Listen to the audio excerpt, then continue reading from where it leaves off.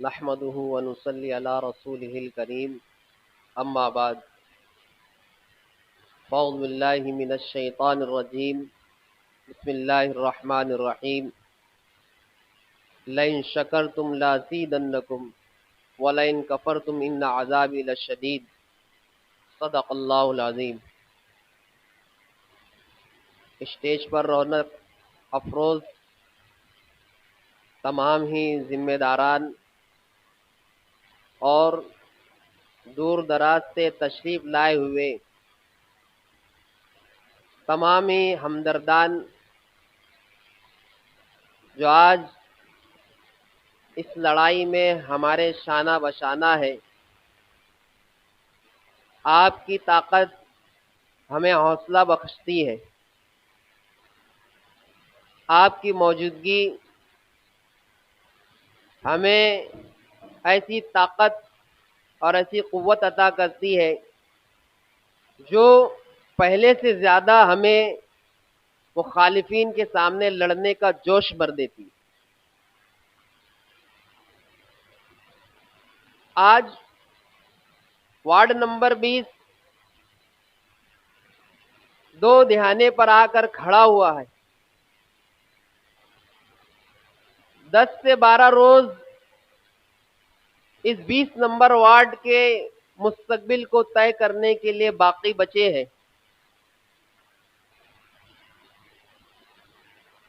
اب وارڈ کے ذمہ دار، وارڈ کے حساس لوگ،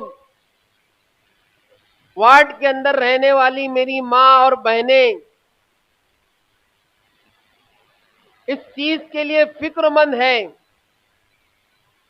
کہ وارڈ کے اندر کس نمائندے کو منتخب کرے اور کس نمائندے کو ریجیکٹ کرے۔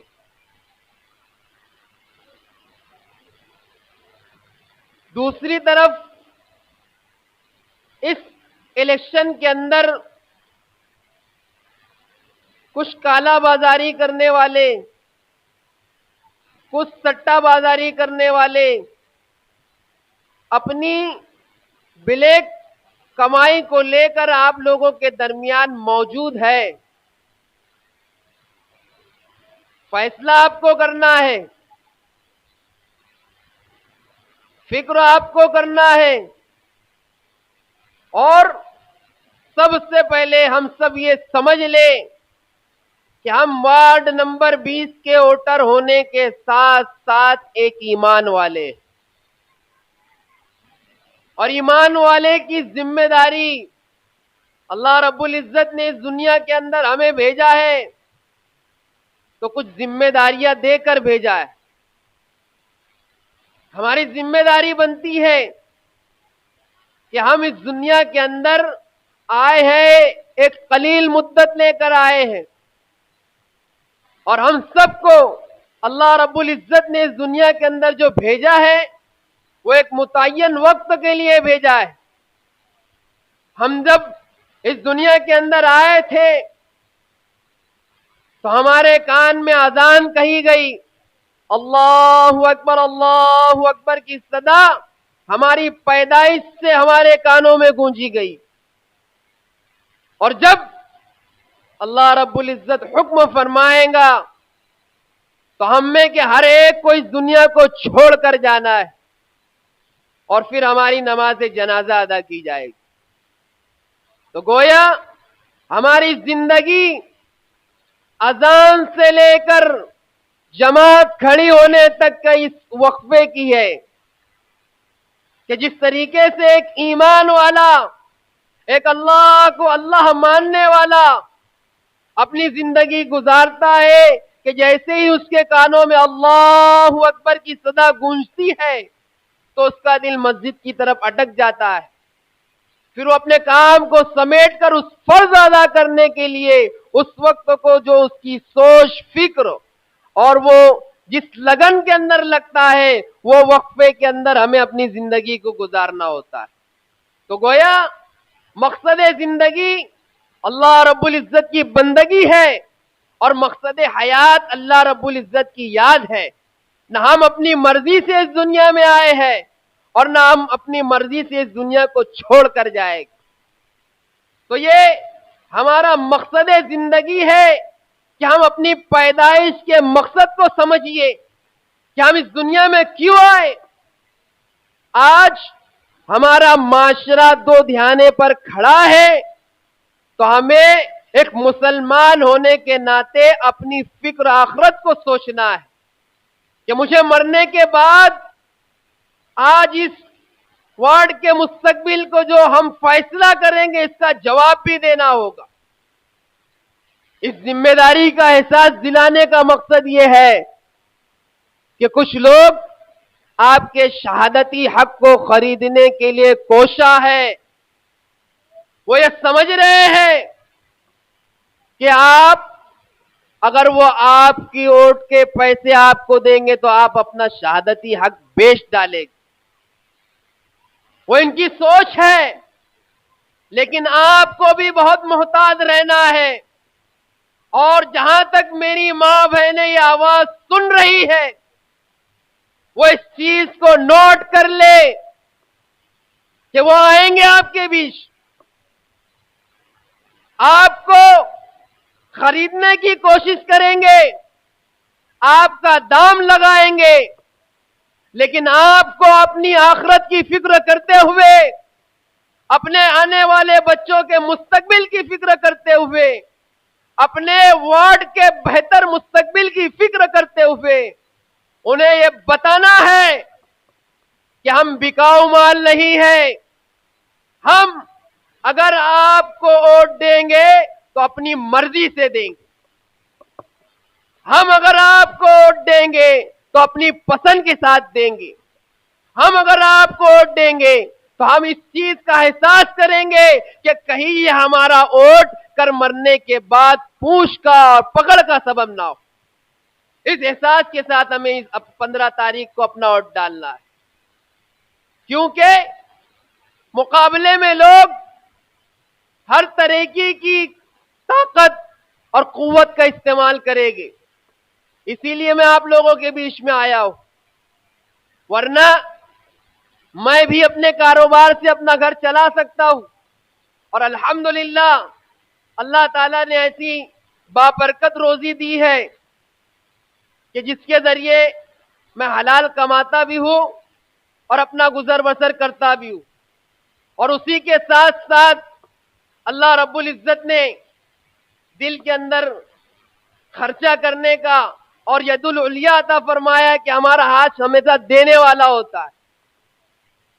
لیکن اگر اس وقت ہم نے کچھ لوگوں کو وارڈ کی ذمہ داری سے اگر دور نہیں رکھا، وارڈ کے اندر ان کو اس پوزیشن کے سے دور رکھنے میں اگر ہم ناکام ہو گئے تو آپ یقین جانیے آنے والی نسلیں ہمیں معاف نہیں کرے گی۔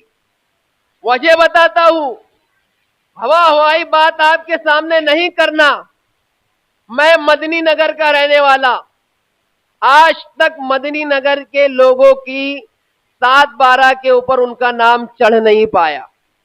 وجہ بتاتا ہوں کہ جو لوگ مدنی نگر کے اندر اپنے آپ کو مدنی نگر کا ذمہ دار کے طور پر پیش کیے، انہوں نے کبھی اس چیز کی فکر نہیں کی کہ مدنی نگر کے رہنے والے غریب لوگ، مزدور لوگ، متوسط طبقے سے تعلق رکھنے والے لوگ اگر انہوں نے اپنا گھر یہاں پر 10 لاکھ 15 لاکھ کا تعمیر کیا ہے تو ان کی خریدی کلیئر ہونی چاہیے۔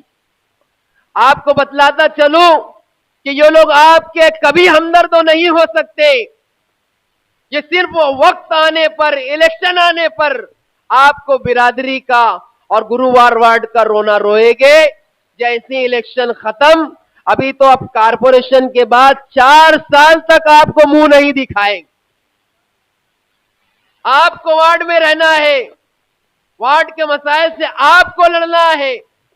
اس لیے مدنی نگر کی حالت کہ انہوں نے مدنی نگر کی زمین اور 7/12 پر اتارے پہ نام چڑھانے کے لیے مدنی نگر سے کئی مرتبہ تھیلی بھر بھر کے لوگوں کے کاغذات زیراکس لے کر گئے، اور آج تک مدنی نگر کی زمین کا معاملہ انہوں نے کلیئر کر کے نہیں دیا، لیکن چور تو چور ہوتا ہے، وہ اپنی ہیرا پھیری سے اور چوری سے نہیں جاتا۔ انہوں نے مدنی نگر کے ساکنین کے ساتھ اتنا بڑا گھات کیا، انہوں نے مدنی نگر کے رہواسیوں کے ساتھ ان سے ووٹ لی، کرسی کا مزہ لیا، لیکن اس مزے کے عوض ان کی پیٹھ میں چھرا گھونپا۔ وارڈ کی عوام سے جو کاغذات لے کر گئے، ان کی نوٹری ان کے پاس تھی، تکارام پاٹل کی نوٹری لے کر انہوں نے اویدھ طریقے سے 198 بتا کر 200 کی زمین فروخت کی۔ آپ بتائیے کہ یہ غریبوں کے اور اس گرووار پٹے کی عوام کے کبھی ہمدرد تھے یا ہے؟ آپ بتائیے۔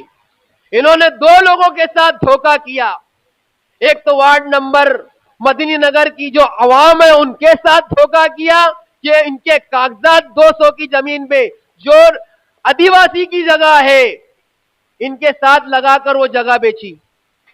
آج تڑوی نگر کے اندر، پترا محلہ کے اندر جو لوگ آباد ہیں، دل پر ہاتھ رکھ کر بولیے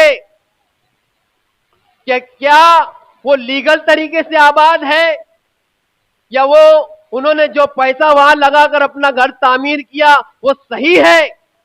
انہوں نے دونوں کے ساتھ دغا بازی کی، دونوں کے ساتھ انہوں نے مکاری کی، فریب کیا۔ کہ آپ چاہتے ہیں ایسے فریبی لوگ، مکار لوگ دوبارہ یہاں پر چن کر دے؟